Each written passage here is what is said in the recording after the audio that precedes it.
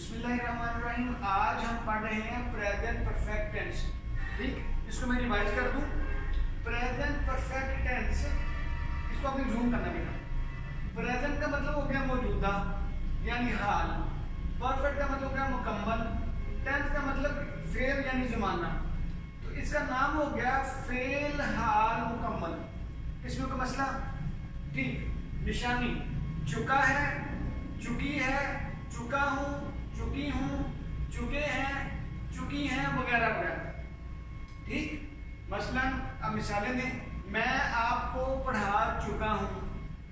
ठीक, बच्चे क्रिकेट खेल चुके हैं, वो मरी जा चुकी है। फार्मूला देखिएगा इसका, सब्जेक्ट हैज या हैव के बाद वर्ब की थर्ड फॉर्म प्लस ऑब्जेक्ट। ठीक, अब हैव कहां पे आना है, इधर देखिएगा। हैव आएगा I have, we have, you have, they have या ज्यादा नामों के साथ। इससे हैज आएगा he has, she has, it has और हैदर हैज। ठीक, अकेला बंदा, अकेला नाम आ गया। अब मैं मिसाल पे आता हूं दोबारा। मैं आपको पढ़ा चुका हूं, आई हैव टॉट यू। ठीक जी, बच्चे चुके हैं खेल क्रिकेट, यानी बच्चे क्रिकेट खेल चुके हैं। Children have played cricket.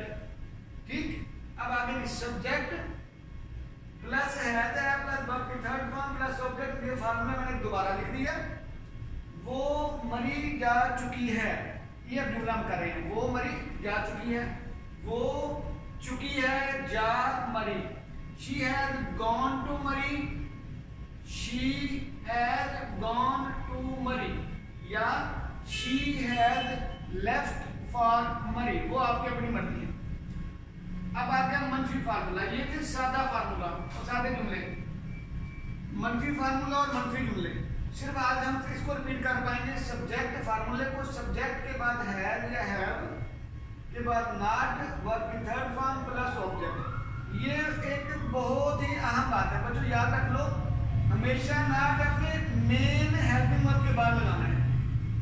Helping verb के बाद आएगा सब्जेक्ट हैज और हैव के बाद नॉट प्लस वर्ब की first form third form plus object. ठीक, ये हो गया जी, जुदा करना।